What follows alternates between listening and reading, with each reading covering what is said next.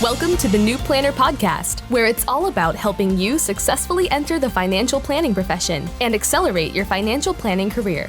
This podcast will help you understand the profession, become familiar with the various career paths available to you, and avoid the mistakes that limit your success. Join your host, Caleb Brown, to explore the human side of creating a successful planning career through interviews, personal experience, and insights from the trenches. Let's get started. Welcome to the 225th episode of the New Planner Podcast. This is Caleb Brown, your host. My guest today is Mike Zarrelli, who is a financial advisor to FSA Wealth Partners in Rockville, Maryland. Mike joins the show today to share why he got into financial planning, even though he was encouraged to pursue accounting instead, how he got hired at his firm, what his role entails, and how he has progressed. He went on to share the details of what he was looking for in his first role and what he did each step of the way as he moved up the career ladder. He talked about how he has leveraged his experience in the restaurant industry to build his skills and further his career. Stay tuned to the end for pointers in business development, building confidence, and what he is focusing on as he continues his career growth. I hope you enjoyed this episode with Mike Zarrelli. Hi, Mike. Welcome to the New Planner Podcast. Hey, Caleb. Great to be here today and excited for the conversation. Always fun to interview fellow financial planners. Hey, if you would, just let's change it up a little bit. Financial advisor. Describe your role right now. What does a financial advisor at FSA do? Yeah, so financial advising, right now I am one of the 5 or 6 advisors we actually just changed our name. We're now FSA Wealth Partners, kind of updated the website and refreshed our whole brand. But I help manage the clients. We've got about 700 clients, maybe 750 million in assets under management. And we're one of those firms that works in teams where there's typically a lead advisor, a second chair, and a client service associate assigned to each client. And I'm in this hybrid area where on some clients, I'm still working with a senior advisor, doing most of the financial planning work in the meetings, presenting the plans and doing the behind the scenes work, and even reaching out to clients and doing the meetings in between the annual meeting. And then other clients I've started to lead the relationship on and just continue to grow and build the rapport and trust with those clients. And then the last part I'll put, this is my newest initiative, is learning how to actually sell our services, that business development muscle. So I'm on that new transition into this ever-evolving financial advising role. Oh, that's interesting. Thanks for sharing that. I want to come back to the business development piece, but that's why I asked this, because unfortunately in our profession, which is not that old, financial advisor, I mean, that means everything and means nothing at the same point. Like no one knows what it means. So hopefully by the end of my career, I'll see like financial advisor, everybody in the entire country knows exactly what that is. And it's at least consistent. And maybe that's a pipe dream for me, but okay. So I'm a client, you're my advisor. What do you do for me? Yeah, absolutely. So let's just assume let's make up an example. You got $1 million in some IRAs, brokerage accounts. Of course, we're going to manage that for you. Typical wealth management firm. We say that we wear 2 hats. One side is the investment management, and we actually have an investment management team that handles the investments.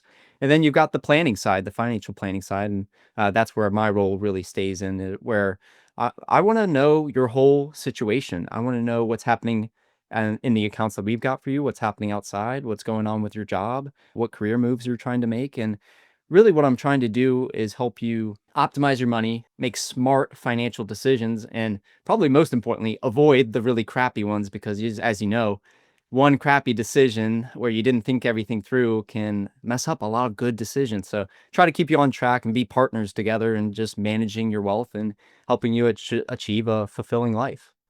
Yeah, I almost think like to your point, even if you don't do everything that you're supposed or you could be doing, but you're doing something, and then as long as you don't make major mistakes, you're probably going to be okay, right? It's the major mistakes that really just sink people. Thanks for sharing that. That sets the context. Let's go back all the way, if you would. So we were talking before we got on the air, like you actually went to college to be a financial planner. So tell us about that.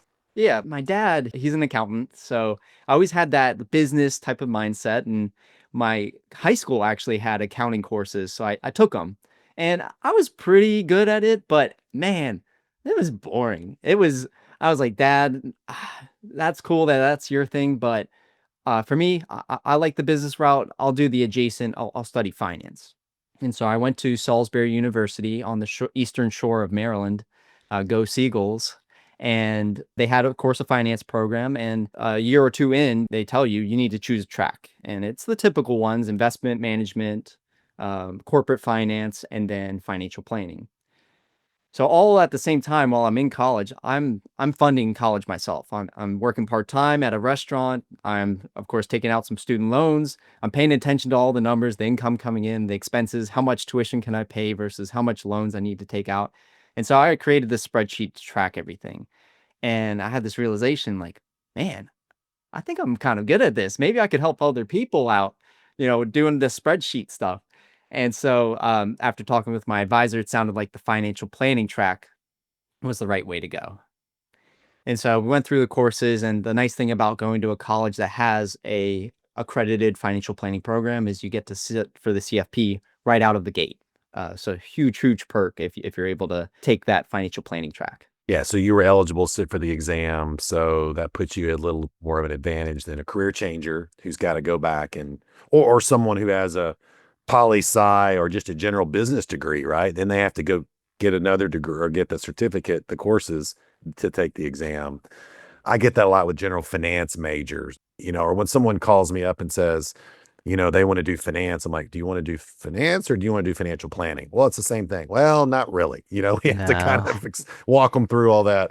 Okay, so you're fully funding your college. Wow, that's interesting because college is super expensive now. So part-time job, loans, scholarships, that type of thing. Is that how you paid for it?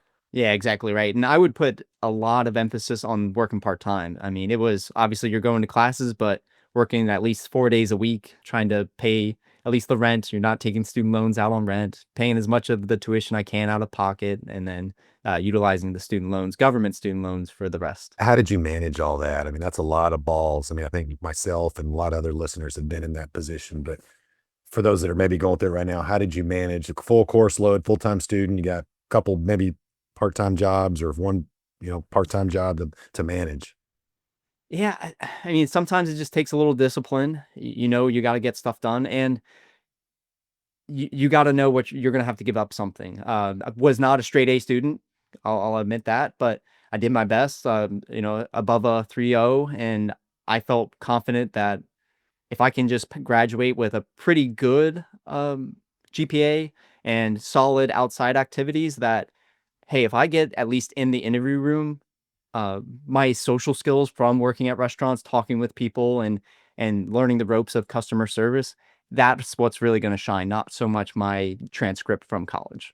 I love how you mentioned the social aspect. I mean, and GPA is not everything. Some of my clients think it's everything. I have to have a talk with them, but it's not everything, right? I mean, this person really good at taking tests and memorizing facts. Yeah. Can they talk to somebody? No, they can't. They're not probably going to be successful as a lead planner in your advisor in your firm. Okay. So, all right. So you had to make some sacrifices, had to give up some things. Tell us about like the job search. When did all that start and what were you looking for your first job? Yeah, so I graduated in this is actually a pretty good story, my journey into getting a job.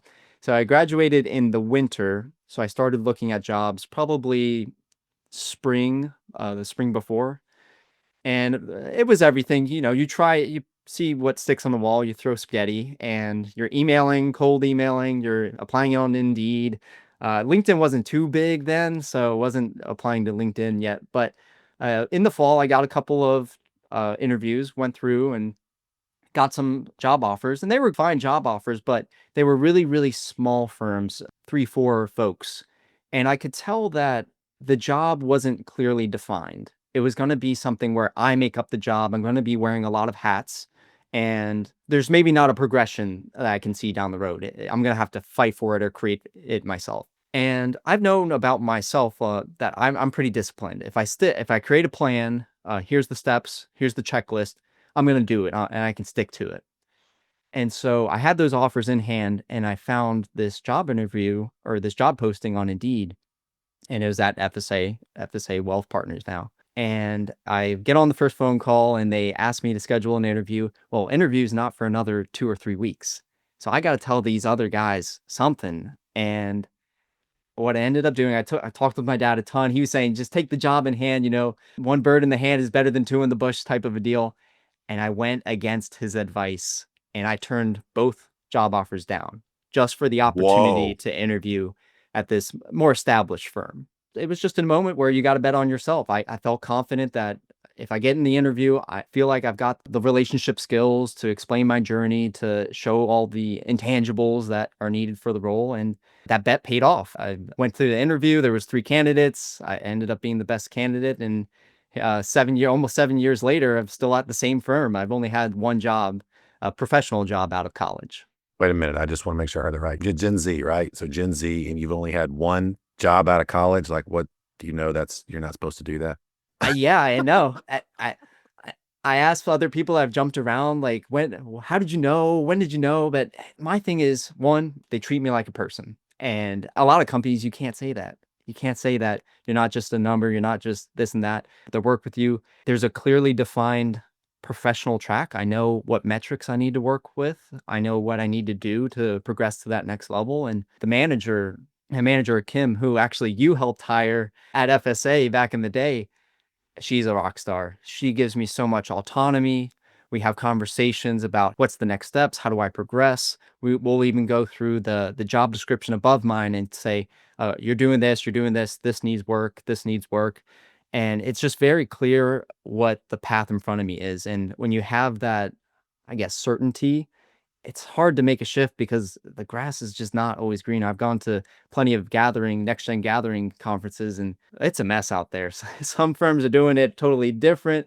Like you said, financial advisor means a totally different thing. People are fighting for job descriptions and asking what's the next step. And I'm like, wow, I'm pretty happy with where I'm at. Amazing. Yeah, Kim Bassenbach, we'll link to her episode as well. Kudos for sticking to your guns and like betting on yourself. I mean, I have a lot of candidates that we deal with that are faced with that. It's like, I got some offers on the table. I really think this is the best firm. How do we handle this? And I don't know that I can handicap it, but I think a lot of them just take the safe option. I don't want to, what if I interview with FSA Wealth Partners and then they don't make me an offer and I don't have anything, and really sort of let that feel like investors, fear and greed. Right. And I'm not saying it's the right or wrong call. I'm just saying it's a lot of people, I think, choose, from what I've seen, this the safer option. So just maybe talk a little bit more about your career track. So you started in what role, and then what would to maybe describe what you were doing in that role? Yeah, when I started, it was more of a hybrid role. It had the paraplanner side. So working in Money Guy Pro, creating the financial plans, doing the background work, prepping for meetings, sitting in meetings, not really saying much, but being in the meetings right away, and then doing the follow up, of course, and the follow up email, sending it to the lead advisor before we send it out, giving the thumbs up and then sending it to the client. And then the other half of the role was the client service associate. So instead of having 3 people on the team, I would take 2 roles. I would be the advisor to the paraplanner and that client service associate. So if in the meeting we decided, hey, we need to update beneficiaries or we're going to open a new account, I was the one that went back and we worked with Schwab. I was the one that went back, looked at the forms, pre-filled them, send them to the client, helped them through that whole process. And it's not fun work, it's the grunt work, but learning about the processes that the CSAs have to go through, one, it makes me more empathetic when I'm working with other CSAs on the team.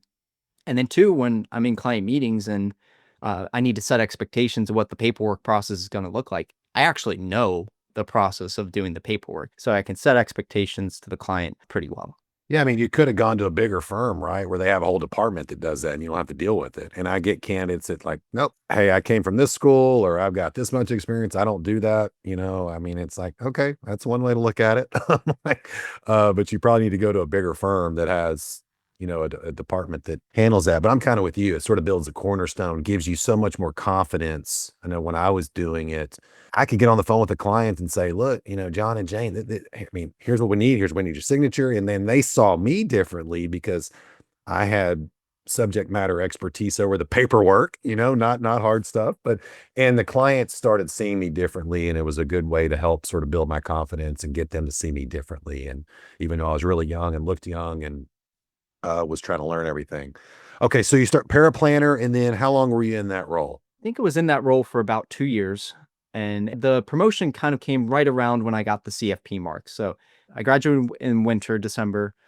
took the test in July, passed the first time, and then the clock starts. You just got to sit there and wait and accrue the experience to get the designation. So shortly after I got that designation, I got a promotion to, we call it financial advisor level 1. And what is that? Is that like an associate advisor or something? Or how would you describe that?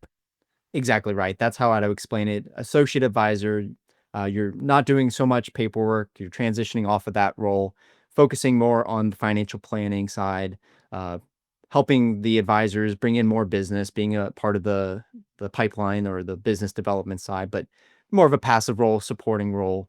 So just more of that responsibility, less of the paperwork. And then you were in the second chair or the associate role or the financial advisor level 1 in your firm role for how long? I think it was 3 years at that point. Okay. And then you moved into the financial advisor, which is more of like a lead advisor role is what I'm gathering. Exactly. So more of a lead advisor, still a second chair on some clients, some of the bigger net worth clients where you need that professional relationship, or clients that have been with the firm 30 years and they're attached to that senior advisor. But when it comes to the actual work, the presentations, the communication outside of the meetings, I'm taking the lead on every single other thing besides the primary relationship managing. So it took you about 5 years to get into that role, if I did the math right. I mean, to get to more of a lead. When did it start clicking and that you start feeling, I know what I'm doing. I've got some confidence. When did that start happening for you? Yeah, I'd probably say about 4 years of experience is when it started clicking, like, really the confidence is starting to grow, and as I was preparing for this episode, I was thinking about my journey, and really, as you're becoming a lead advisor, there's, like, 3 sections or 3 parts to your growth. First part is just gonna be knowledge and understanding your professional role. First professional job, you gotta understand what's the courtesy, what email should you be saying, what's the right verbiage to use, that kind of stuff. And then on top of it, you're trying to get your designations, CFP, if you need licenses, you gotta get those. And just making sure you've got the knowledge down packed. So that's like level 1. Level 2 is, all right, I've got the knowledge. Now I want to really start participating in these meetings.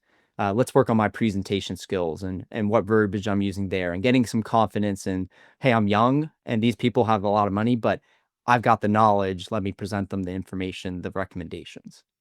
And then I think the third part, which I feel like I've just finished, is finding your own style of financial planning. Luckily, I've worked with 4 different financial advisors. They all had a different style. One would focus on the analogies, one was more focused on the emotional side, and so on and so forth. And so I took time to write out, what did I like? What did I like from each advisor, and how could I show that in my meetings? So I call it finding your authentic way to do financial planning. And so that's what I feel like I've just wrapped up, is finding my own style of financial planning. Got it. And I mean, that could be still evolving too, kind of over the rest of your remainder of your career, right? I mean, it's not like, oh, day, 1262, I've got it, I've got my authentic way. But that's really cool. You had multiple styles. And again, that's one of the benefits of going to a bigger firm where there's multiple senior people and CFPs that you can observe in these associate planner sort of second chair roles and just sort of pick and choose, kind of using a little bit of everybody, right? And making your own. That's exactly right. And Okay, your cool. point of ever evolving, absolutely. I think I'll evolve my whole career, and that's why it's fun because You're never there, right? Was that yeah, arriving is the enemy of thriving? I've said that before here. You're always trying to sharpen the tools.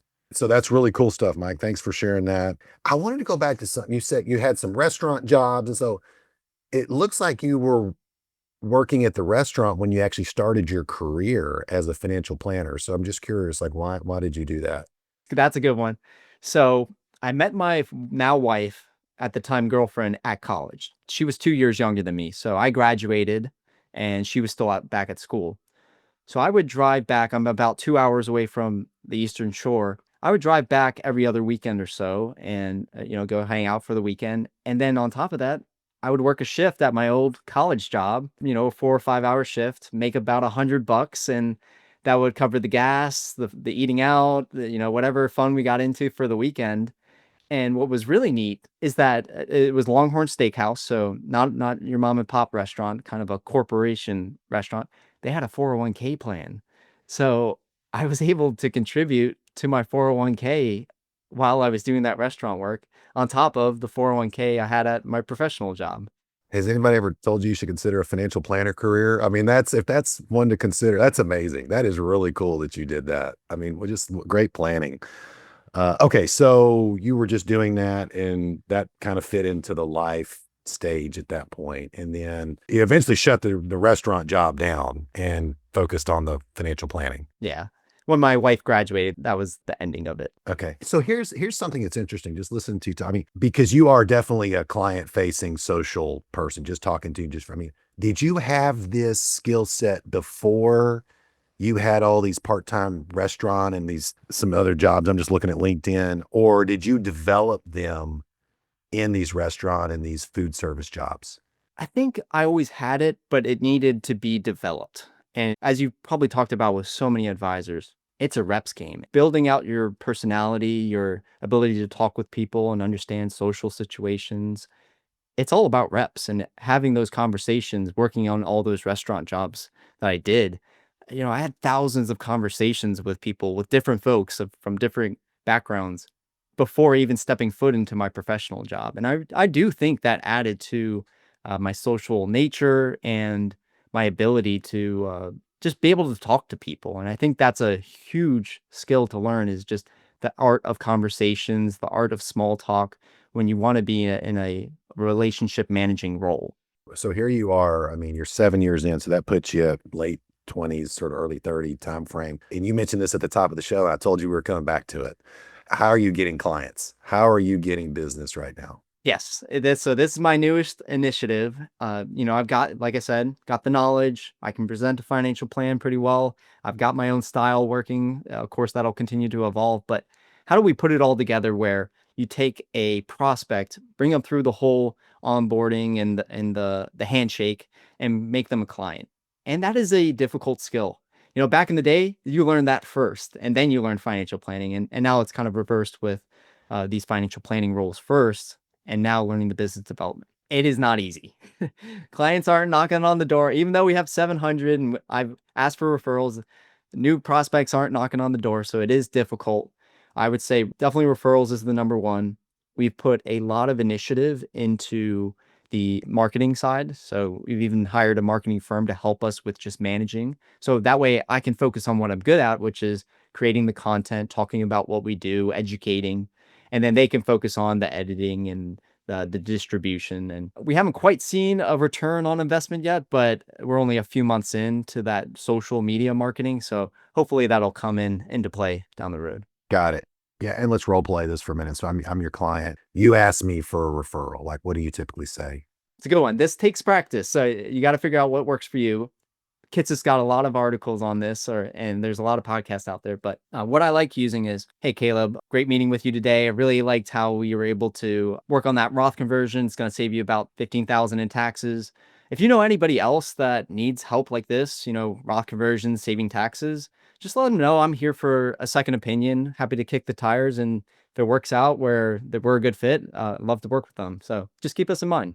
I mean, that's not in your face and not super intrusive. I mean, because that's one of the reasons why people are afraid to ask, right? It's like, oh, I don't want the client, like, they like, you gotta send me people or put in play. Like, I mean, I feel like that's pretty reasonable. I mean, you weren't backing me in the corner. Yeah, and I don't have that sales, like that Yeah. hardcore sales bone, and my firm doesn't. My boss will say, if we're on a spectrum of like just client service and just sales, we're all the way over here. We need to Yeah. push the needle a little bit more over there. But as you said earlier, you guys have a nice, big, successful business as is, not being hardcore salespeople. I mean, that's a very important point. Exactly. I'm sure you have the same belief. If you do good work, you treat people right, it comes back around some way or another. Now, should you do a little bit of sales? Yes, absolutely. And it's a skill every financial advisor will need to learn at some point.